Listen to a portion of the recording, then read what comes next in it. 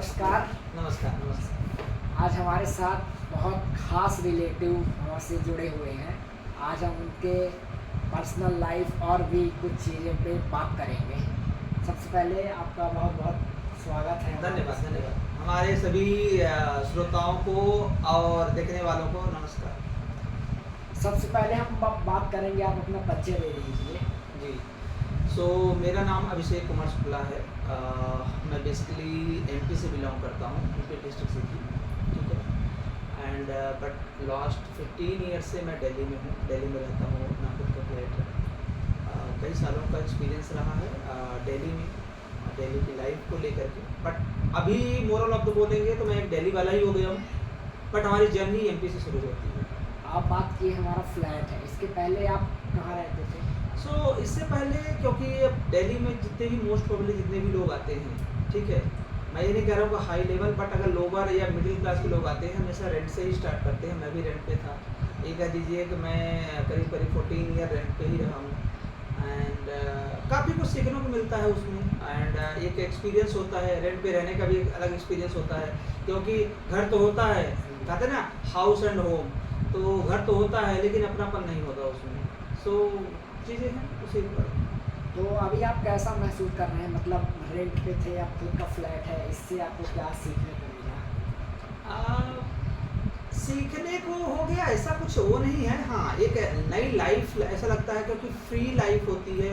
Rent पे अगर आप रहते हैं तो बाउंडेड रहते हैं किसी भी चीज़ को लेकर के, क्योंकि उस पर कोई आपकी ऑनरशिप नहीं होती है, ठीक है। अगर आपका खुद की चीज़ें होती हैं तो उस पर आप अपने राइट्स रख सकते हैं, आप उसे अपने अकॉर्डिंग मैनेज कर सकते हैं, यूज कर सकते हैं। बट रेंट की लाइफ एक अलग होती है। मतलब जितने भी हमारे देखने वाले हैं वो भी अगर जानते होंगे, अगर वो रेंट की लाइफ में रहते हैं तो डेफिनेटली उनके साथ चैलेंजेस होते हैं, क्योंकि उनके पास फ्रीडम नहीं होती, उस लेवल पर फ्रीडम नहीं होती। अगर हाई सोसाइटी या पैसे वाले हैं, ठीक है, मतलब पैसे बताओ में तो सभी कमाते हैं, बट अगर पैसे वाले हैं जो कि लगता है उनकी सारी रिक्वायरमेंट फुलफिल हो रही है तो उनको इनमें भी उतना रियलाइजेशन ना हो, बट मिडिल क्लास के लिए ऑब्वियस होता है। चलिए ठीक है, आप इस पे चलिए आप अपने बैकग्राउंड के बारे में बताइए मुझको। ओके, अगर बैकग्राउंड की बात करें तो मैं बिल्कुल कॉमन मैन बोल सकते हैं। मैं एमपी से रहा हूँ और वहीं से एजुकेशन हुआ है। 10th-12th वहीं से हुआ है। हिंदी मीडियम एजुकेशन रहा है। इंग्लिश मीडियम कॉन्सेप्ट उस टाइम पे तो नहीं था। इतना मैं ओल्ड नहीं हूँ, बट स्टिल उस मतलब इतना स्कोप नहीं था हिंदी, क्योंकि अपनी जो स्कूलिंग थी वो पूरी हिंदी मीडियम थी। एंड काफ़ी कुछ चेंजेस हुए। अगर हम बात करें हमारे होम टाउन से लेकर दिल्ली आने के पीछे, तो काफ़ी कुछ चीज़ें चेंजेस हुए। मेरी एक थॉट थी कि लाइफ में कुछ करना है, इसलिए हमने मतलब अब इस कहते हैं ना, जब अगर आप किसी एक स्टेज पे होते हो जहाँ पे आपको टेंशन होता है कि आप कौन सा फील्ड चूज करोगे, क्या करोगे, आपको सपोर्ट मिलेगा भी नहीं, उस टाइम पे मैंने थोड़ा हार्ड डिसीजंस लिए। जो मुझे लगता है कि डिसीजन वो सही था। समटाइम्स वो फील करता है, क्योंकि आप इमोशनली भी अगर कनेक्टेड होते हैं फैमिली के साथ तो प्रॉब्लम्स होती हैं, बट समटाइम्स होता है ना, हार्ड डिसीजन लेने पड़ते हैं। एंड मैंने लिया उस टाइम पे, क्योंकि ऑब्वियस इस समय फैमिली है, बट उस समय पे अकेला था।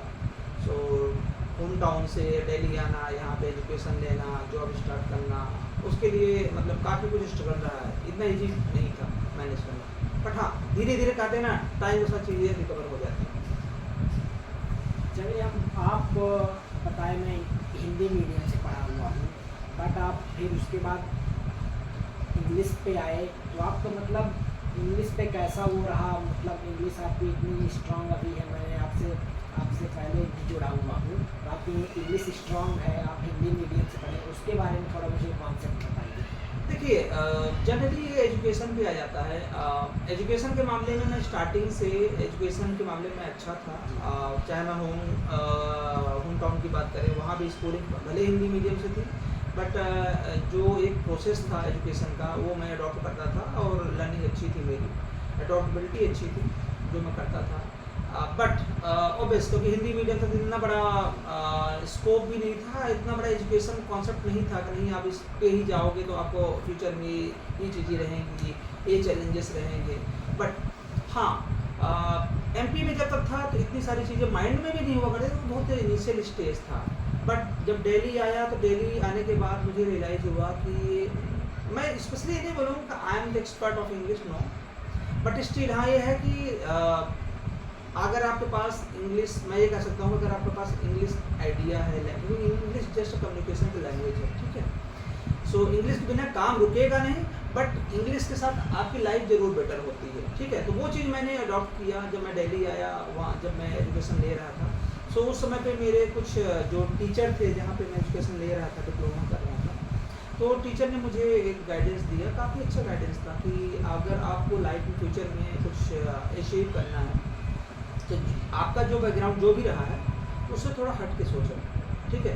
वहाँ से मुझे एक सीख मिली कि नहीं, क्योंकि मैं कंप्यूटर लाइन से, मतलब ये कह दीजिए कि मैं दिल्ली आने से पहले ही कंप्यूटर लाइन में इन्वॉल्व हो गया था, बट मुझे इंटरेस्ट था कि इसी फील्ड में जाना है। और वहाँ से फिर मैंने इंग्लिश, क्योंकि मेरे लिए एक कॉन्सेप्ट था कि इंग्लिश पे थोड़ा बेटर करना है, इंग्लिश मैं न्यूज़पेपर पढ़ना स्टार्ट कर दिया। मैं मूवीज़ नहीं देखता था, बट इंग्लिश मूवीज़ भी देखने लगा। एंड वहाँ पे चीज़ें कहते हैं ना, एक मैंने कम्युनिकेशन भी स्टार्ट किया। ऐसा नहीं था कि मतलब आपने बोला कि इंग्लिश और इंग्लिश आने लगी, ऐसा नहीं था, ठीक है। आज भी मैं उसे थोड़ा सा और, मतलब जो भी हूँ उससे और बेटर करने की कोशिश करता हूँ। एंड हमेशा यही था कि थोड़ा पर डे थोड़ी इम्प्रूव करो अपने आप को, ठीक है। किसी को शोकेस नहीं करना है, अपने आप को इम्प्रूव करना है।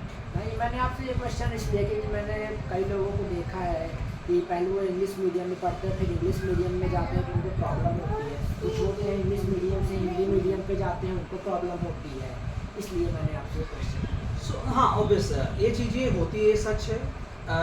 रीजन है कि अगर आपके पास बैकग्राउंड अगर इंग्लिश का नहीं आ, जैसे मैंने आपको बताया कि मेरा एजुकेशन थोड़ा अच्छा था, एजुकेशन इन द सेंस मैं पढ़ाई में ठीक था, ठीक है, अपने आप को मैं ठीक मान रहा हूँ, तो मैं खुद इंडिविजुअली मैं पढ़ाई में थोड़ा ठीक था। सो इंग्लिश पर्टिकुलर नहीं, बट ओवरऑल। बट हाँ, अगर आप प्लेटफॉर्म चेंज हो रहा है, अगर आपका हिंदी मीडियम से इंग्लिश मीडियम पे जा रहे हैं, इंग्लिश की सारी चीज़ें, क्योंकि अगर आप मेट्रो सिटी में रहते हैं तो इंग्लिश के बिना कुछ नहीं होता। आप कहीं भी कुछ भी कर रहे हैं, किसी भी फील्ड में हो, इंग्लिश से ही सारी चीज़ें होती हैं। तो वो तो एक टाइम के साथ चीज़ें बदलती गई, और जैसे जैसे टाइम होता गया मैं उसको अडॉप्ट करता गया, ठीक है। आती गई चीज़ें अडॉप्ट करता गया, लर्निंग करता गया कि नहीं भाई ये चीज़ें करना ही है, क्योंकि सेकंड ऑप्शन नहीं है। अगर आप नहीं करोगे तो पीछे रह जाओगे, ये मेरा कॉन्सेप्ट था। इसीलिए मैं उसको अडॉप्ट करता गया, कंटिन्यू करता गया कि चलो भाई इसी को इम्प्रूव करना। शोकेस नहीं करना किसी को, बट अपने आप को एटलीस्ट सेटिस्फैक्टरी रहेगी ना कि चलो भाई हमने कुछ किया है, ये मेरा पर्पस। चलिए अब बात करते हैं एजुकेशन क्वालिफिकेशन, आप अभी किस पे वर्क कर रहे हैं? सो एजुकेशन की बात करें, जैसे मैंने बताया आपको कि मैं एमपी बोर्ड से पढ़ा हुआ हूँ, ठीक है, हिंदी मीडियम। मेरी स्कूल का नाम, पहले मैं जो 10th किया था वो हमारे यहाँ गवर्नमेंट स्कूल थी, वहाँ से मैंने 10th किया था। एंड इसके बाद मैंने 12th किया था सरस्वती हायर सेकेंडरी स्कूल, जो हमारे सीधी काफ़ी टॉप स्कूल में हुआ करती थी एक टाइम पे, ठीक है।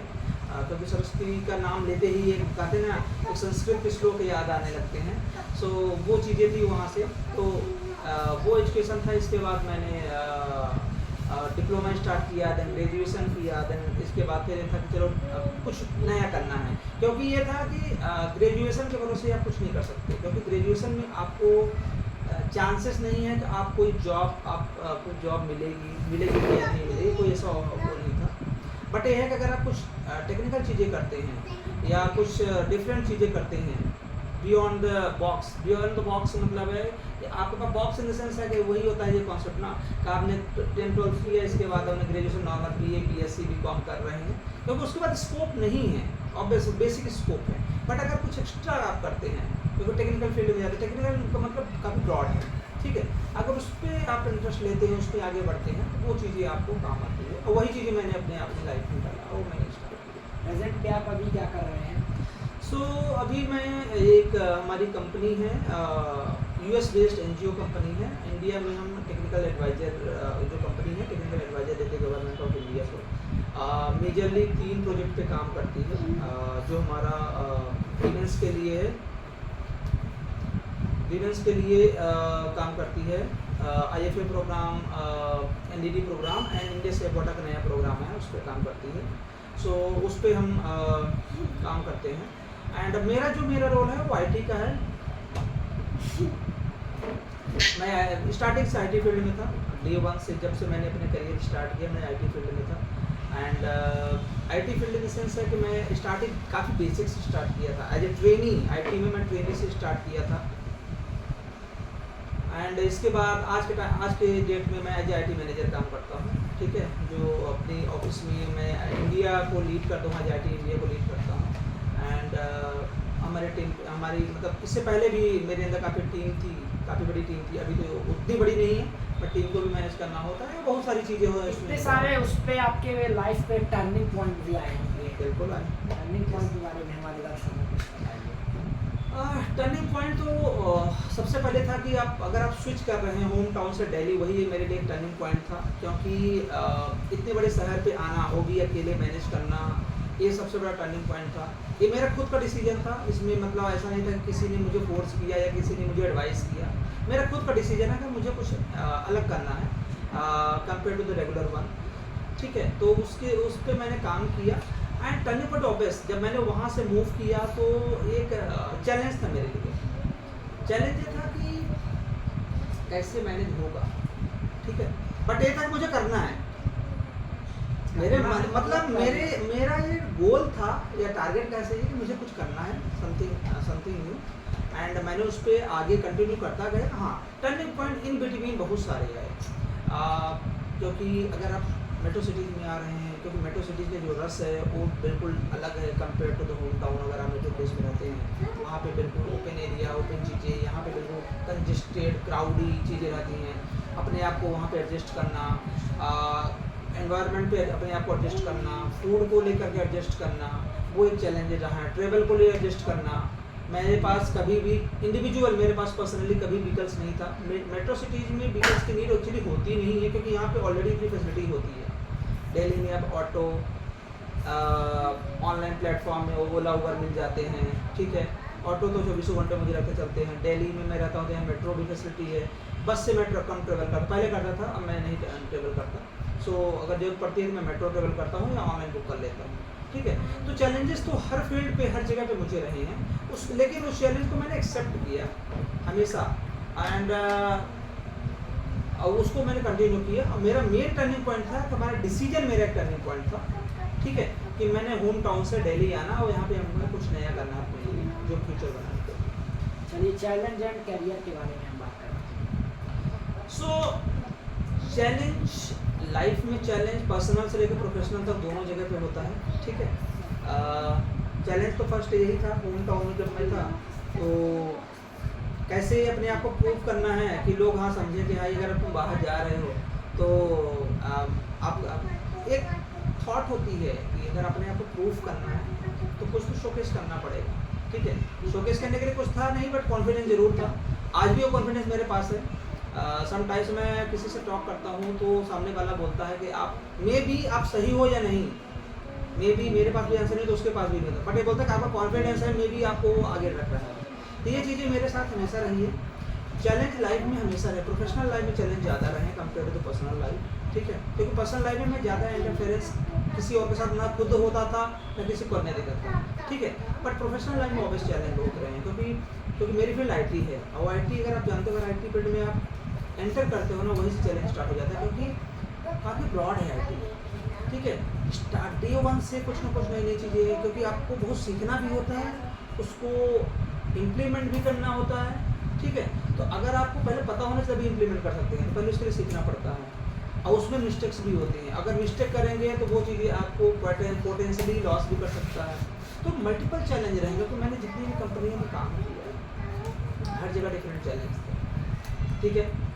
कई सारी MNC कंपनियों में भी मैंने काम किया है, हेल्थ केयर इंडस्ट्री में भी काम किया है, ठीक है। अभी ये NGO बेस्ड हमारी कंपनी है जो गवर्नमेंट ऑफ इंडिया के लिए एडवाइजरी काम करती है, उस पर भी काम कर रहा हूँ। बट डिफरेंट चैलेंजेस हमेशा रहे हैं। एंड बट मेरा एक सबसे अच्छा पॉइंट मेरे लिए जो था कि मैं हमेशा चैलेंज को एक्सेप्ट करता हूँ, चैलेंज को लेकर भागता नहीं। कि मतलब कोई अगर चैलेंज दिया जाए उसको लेकर के भागो कि नहीं भाई यार रहने दो, कौन इसके पीछे पड़े।